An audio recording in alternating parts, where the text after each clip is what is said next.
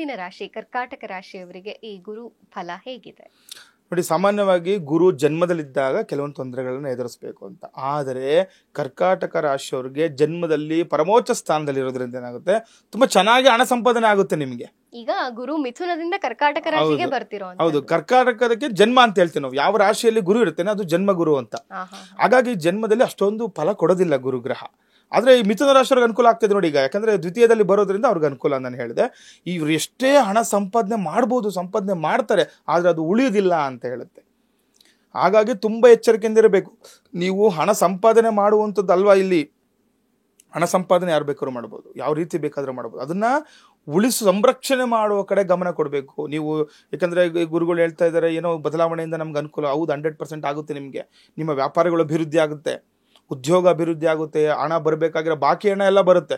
ಆದರೆ ಅದನ್ನ ಸಂರಕ್ಷಣೆ ಮಾಡೋ ಕಡೆ ಗಮನವನ್ನು ನೀವು ಕೊಡಬೇಕು ಅಂತ ಹೇಳುತ್ತೆ. ಇನ್ನು ಭಾಗ್ಯಸ್ಥಾನಾಧಿಪತಿ ಚತುರ್ಭಾವಾಧಿಪತಿ ಶುಕ್ರ ಗ್ರಹ ನೀಚ ಸ್ಥಾನದಲ್ಲಿರೋದ್ರಿಂದ, ಯಾಕಂದ್ರೆ ಶುಕ್ರ ನೀಚನಾಗ್ಬಿಟ್ಟಿದ್ದಾನೆ, ಎಲ್ಲರಿಗೂ ಅದೆಲ್ಲ ಸರ್ವೇ ಸಾಮಾನ್ಯ. ಯಾಕಂದ್ರೆ ಶುಕ್ರ ನೀಚನಾಗಿರೋದ್ರಿಂದ ಏನಾಗುತ್ತೆ ಇದರಲ್ಲಿ, ಈಗ ನೋಡಿ, ಈಗ ನಾವು ತಿಳ್ಕೊಳ್ಬೇಕು, ಭಾಗ್ಯಸ್ಥಾನಾಧಿಪತಿ ಚತುರ್ಭಾವ ನಾವು ಏನ್ ಸೂಚನೆ ಮಾಡುತ್ತೆ, ಇದು ಅಣ್ಣ ತಮ್ಮಂದಿರು ಅಥವಾ ಅಕ್ಕ ತಂಗಿರು ಸೂಚನೆ ಮಾಡುತ್ತೆ. ಇದರಿಂದ ಏನಾಗುತ್ತೆ ನೋಡಿ, ಶುಕ್ರ ಗ್ರಹ ನೀಚ ಸ್ಥಾನ ಇರೋದ್ರಿಂದ ಅಣ್ಣ ತಮ್ಮಂದಿರಲ್ಲಿ ಅಥವಾ ಅಕ್ಕ ತಂಗಿರಲ್ಲಿ ನಡುವೆ ಪಿತ್ರಾರ್ಜಿತ ಆಸ್ತಿ ವಿವಾದಗಳು ಉಂಟಾಗುತ್ತೆ ಅಂತ ಹೇಳ್ತಾ ಇದೆ. ನೋಡಿ, ನೀವು ತಿಳ್ಕೊಳ್ಬೇಕು, ಚತುರ್ಥ ಭಾವದಲ್ಲಿ ನಿಮಗೆ ಕರ್ಕಾಟಕದಿಂದ ಚತುರ್ಥ ಭಾವದಲ್ಲಿ ಶುಕ್ರ ನೀಚನಾಗಿರೋದ್ರಿಂದ ಏನಾಗ್ತಾ ಇದೆ, ಅಕ್ಕ ತಂಗಿಯರು ಅಣ್ಣ ತಮ್ಮದರ ನಡುವೆ ಏನಾಗುತ್ತೆ. ಈಗ ಸರ್ವಸಾಮಾನ್ಯವಾಗಿ ನಾವು ಎಷ್ಟೋ ಜನ ಆಸ್ತಿ ವಿಚಾರದಲ್ಲಿ ತೊಂದರೆಗಳು ಮಾಡ್ಕೊಳ್ಳೋದು ನೋಡ್ತಾ ಇರ್ತೀವಿ. ಆದ್ರೆ ಎಷ್ಟೋ ಜನ ನೋಡಿ, ಎಷ್ಟು ಚೆನ್ನಾಗಿ ಅವರು ಈಗ ಆಯ್ತು ನಿಮಗೆ ಏನೇನು ಬರುತ್ತೆ ಅದೆಲ್ಲ ನೋಡ್ಕೊಂಡು ಅವ್ರ ಆಸ್ತಿ ಹಂಚಿಕೆ ಮಾಡ್ಕೊಂಡು ಇವಾಗಲೂ ಕೂಡ ಎಷ್ಟೋ ಅನ್ಯೋನ್ಯವಾಗಿದ್ದಾರೆ. ಆದ್ರೆ ಇವರಿಗೆ ಯಾರಾಗುತ್ತೆ, ಈಗ ಎಲ್ಲ ಕರ್ಕಾಟಕ ರಾಶಿಗಳು ಇರ್ತೀರಾ, ಆಸ್ತಿ ವಿಚಾರದಲ್ಲಿ ತೊಂದರೆಗಳು ಉಂಟಾಗುವಂಥದ್ದಾಗುತ್ತೆ, ಅಥವಾ ಬಾಂಧವ್ಯ ಅಷ್ಟಾಗಿರಲ್ಲ, ಅಣ್ಣ ತಮ್ಮದ ಅಕ್ಕ ತುಂಬಾ ಬಿಟ್ಟು ಹೋಗುವಂಥದ್ದು, ಮನಸ್ತಾಪಗಳಾಗುವಂಥದ್ದು ತಾತ್ಕಾಲಿಕವಾಗಿ ಮಾತ್ರ. ಹೌದು, ತಾತ್ಕಾಲಿಕವಾದ್ರೂ ಕೂಡ ಈಗ ಮನಸ್ತಾಪಗಳಾಯ್ತು ಅಂದ್ರೆ ಅದು ಶಾಶ್ವತನೇ, ಪರಿಣಾಮಗಳು ಶಾಶ್ವತ. ಹಾಗಾಗಿ ನಾವು ಏನ್ ಮಾಡ್ಬೇಕು, ಇಂಥ ಸಮಯದಲ್ಲಿ ಸ್ವಲ್ಪ ಜಾಗೃತರಾಗಿದ್ರೆ ಅದು ಅನುಕೂಲ. ಬೀಸೋ ದೊಣ್ಣೆಯಿಂದ ತಪ್ಸ್ಕೊಳ್ಬೇಕು ಅಂತ ನೋಡಿ, ಆ ರೀತಿನ ಅಷ್ಟೇನಿದು. ನಾವು ಜಾತಕ ನೋಡೋದೇ ಅದೇ ವಿಚಾರ. ನಮಗೆ ಈ ನವಗ್ರಹಗಳು ಯಾವ ರೀತಿ ಪ್ರಭಾವ ಬೀರುತ್ತೆ ಅಂತಂದ್ರೆ, ಅಲ್ಲೊಂದು ಮುಂದೆ ಏನು ಕಷ್ಟ ನಷ್ಟ ನೋವು ನಲಿವಿದೆ ಅದನ್ನ ತೋರಿಸ್ತಾರೆ, ಇಂಡಿಕೇಶನ್ ಮಾಡುತ್ತೆ ಅದು. ಅದನ್ನ ನಾವು ನೋಡಿ, ನಾವು ಜಾತಕ ಫಲ ಹೇಳುವಾಗ ನಾವು ಹೇಳ್ತೀವಿ, ಒಂದು ರಸ್ತೆಯಲ್ಲಿ ಹೋಗುವಾಗ ಒಂದು ನಮ್ಗೆ ಅಲ್ಲಿ ನನ್ನ ಇಂಡಿಕೇಶನ್ ಬೋರ್ಡ್ ಹಾಕಿರ್ತಾರೆ, ಸೂಚನಾ ಫಲಕಗಳು, ತೀವ್ರ ತಿರುವಿದೆ, ಅಪಘಾತ ವಲಯ ಅಂತ. ಈ ಅಪಘಾತ ವಲಯ ಬೋರ್ಡ್ ಇದ್ದಾಗ ನಾವು ಹೆಂಗ್ ಮಾಡಬೇಕು, ನಿಧಾನಕ್ಕೆ ಹೋಗ್ಬೇಕಲ್ಲಿ. ಅಪಘಾತ ವಲಯ ಅಂತ ಬೋರ್ಡ್ ಇಂಡಿಕೇಶನ್ ಬೋರ್ಡ್ ಇದ್ರೂ ಕೂಡ ನಾವು ಜೋರಾಗಿ ಹೋಗ್ತಂದ್ರೆ ಅದು ಅಪಘಾತ ಆಗೇ ಆಗುತ್ತೆ. ಅದೇ ರೀತಿನೇ ಕೂಡ ನಿಮ್ಗೂ ಕೂಡ ಇರುವಂಥದ್ದು. ಕರ್ಕಾಟಕ ರಾಶಿಯವರು ತುಂಬಾ ವಿಶೇಷವಾಗಿರುವಂಥ ಮಾಹಿತಿ. ಆಸ್ತಿ ವಿಚಾರದಲ್ಲಿ ತುಂಬಾ ತೊಂದರೆಗಳು ತಗೊಳ್ಬೇಡಿ. ಅಕ್ಕ ತಂಗಿಯರು ಅಣ್ಣ ತಮ್ಮಂದಿರ ಜೊತೆ ಹುಷಾರಾಗಿರ್ಬೇಕು. ಇನ್ನು ಬೆಲೆ ಬಾಳುವ ವಸ್ತು ಕಳಬಾಗುವ ಸಾಧ್ಯತೆ ಕೂಡ ಇದೆ, ಅದ್ರ ಒಟ್ಟಿಗೆ ನೋಡ್ಕೊಳ್ಳಿ. ಸುಮ್ಮನೆ ಯಾವುದೋ ತುಂಬಾ ಐಷಾರಾಮಿ ವಸ್ತುಗಳು, ಬೆಲೆ ಬಾಳುವ ವಸ್ತು ಇಟ್ಕೊಂಡಿರ್ತೀರಾ.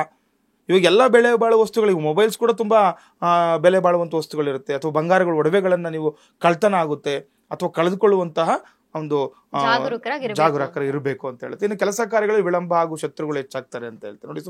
ಯಾಕಂದ್ರೆ ತುಂಬ ತಡೆ ಆಗುತ್ತೆ. ಗುರು ಬದಲಾವಣೆ ಇಷ್ಟೆಲ್ಲ ಅನುಭವಿಸ್ಲೇಬೇಕು ನೀವು. ಇಷ್ಟು ದಿನ ಚೆನ್ನಾಗಿರುತ್ತೋ, ಗುರು ಅನುಕೂಲ ಒಳ್ಳೆಯ ಸ್ಥಾನದಲ್ಲಿದ್ದ, ನಿಮ್ಗೆ ಯಾವ್ದೋ ಮನೆ ಕಟ್ಟಬೇಕು ಅಂತ ರೆಡಿ ಆಗಿರ್ತೀರಾ. ಈಗೇನಾಗುತ್ತೆ, ವಿಳಂಬ, ಅರ್ಧ ಮನೆ ಆಗ್ಬಿಟ್ಟಿರುತ್ತೆ, ಮುಂದೆ ಹೋಗ್ಲಿಕ್ಕೆ ಅನುಕೂಲಗಳು ಆಗ್ತಿರಲ್ಲ, ಕೆಲಸಗಾರರು ತೊಂದರೆ ಮಾಡ್ತಾರೆ, ಅಲ್ಲಿ ನೋಡಿ ಕಳವಾಗುತ್ತೆ, ಅಲ್ಲಿಕ್ಕಿರುವಂತ ನೀವು ಕಬ್ಬಣನ್ನು ಸಿಮೆಂಟ್ ಯಾರು ಹೊತ್ಕೊಂಡು ಹೋಗ್ಬಿಡ್ತಾರೆ, ಕೆಲವೊಂದು ಒಳ್ಳೊಳ್ಳೆ ಬೆಲೆ ಬಾಳುವ ವಸ್ತುಗಳು ಕಳೆದು ಹೋಗುವಂಥದ್ದೆಲ್ಲ ಆಗುತ್ತೆ. ಹಾಗಾಗಿ ತುಂಬ ಜಾಗೃತ ವಹಿಸಿದ್ರೆ ನಿಮಗೆ ಸೂಕ್ತ ಅಂತ. ಕೆಲಸ ಕಾರ್ಯಗಳು ತುಂಬ ಸ್ವಲ್ಪ ತಡ ಆಗೋದು, ಶತ್ರುಗಳು ಕಾಟ ಹೆಚ್ಚಾಗುವಂಥದ್ದೆಲ್ಲ ಆಗುತ್ತೆ. ಇನ್ನು ಪಿತೃಸ್ಥಾನದಲ್ಲಿ ವಕ್ರಶನಿ ಪಿತೃಸ್ಥಾನಾಧಿಪತಿ ಹಾಗೂ ಷಷ್ಠಮಾಧಿಪತಿ ಗುರುಗ್ರಹವಾಗಿದ್ದು ಗುರು ಉಚ್ಚ ಸ್ಥಾನದಲ್ಲಿ ಇರೋದ್ರಿಂದ ಪಿತ್ರಾರ್ಜಿತ ಆಸ್ತಿ ಅಥವಾ ಸಂಪಾದನೆ ಮಾಡಿದ ಹಣ ಬಂದರೂ ಉಳಿದಿಲ್ಲ ಅಂತ ಹೇಳ್ತಾ ಇದೆ. ಅದು ಆಸ್ತಿ ವಿಚಾರದಲ್ಲಿ ತುಂಬ ತೊಂದರೆನೇ ಹೇಳ್ತಾ ಇದ್ದಾರೆ ನೋಡಿ.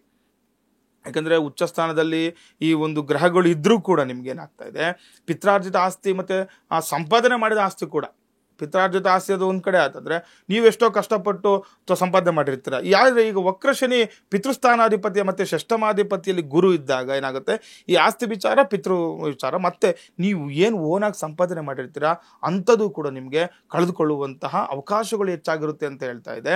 ಇದ್ರ ಜೊತೆ ನಿಮ್ಮ ಜನ್ಮಗುರು ಉಚ್ಚ ಸ್ಥಾನದಲ್ಲಿ ಇರುವುದನ್ನು ಹಣಕಾಸಿನ ವಿಚಾರದಲ್ಲಿ ಯಾವುದೇ ತೊಂದರೆ ಇರೋದಿಲ್ಲ ನೋಡಿ. ಜನ್ಮಗುರು ನಾನು ಹೇಳ್ದೆ ಯಾವಾಗಲೇ, ಯಾಕಂದ್ರೆ ಜನ್ಮದಲ್ಲಿ ನೀಚ ಸ್ಥಾನದಲ್ಲಿ ಹಣದ ವಿಚಾರವಾಗಿ ತೊಂದರೆ, ಆದರೆ ಹಣದ ವಿಚಾರವಾಗಿ ಅನುಕೂಲ ಇದೆ, ಹಣ ಬರುತ್ತೆ, ಅದರ ತುಂಬ ಹುಷಾರಾಗಿ ಇಟ್ಕೊಳ್ಬೇಕು. ಅದರ ಸಂರಕ್ಷಣೆ ಮಾಡುವಂಥ ಗಮನ ಕೊಟ್ಟಾಗ ನಿಮ್ಗೆ ಯಾರೆಲ್ಲ ಕರ್ಕಾಟಕ ರಾಶಿಗಳು ಇರ್ತೀರ ಅನುಕೂಲ ಆಗುವಂಥದ್ದಾಗುತ್ತೆ.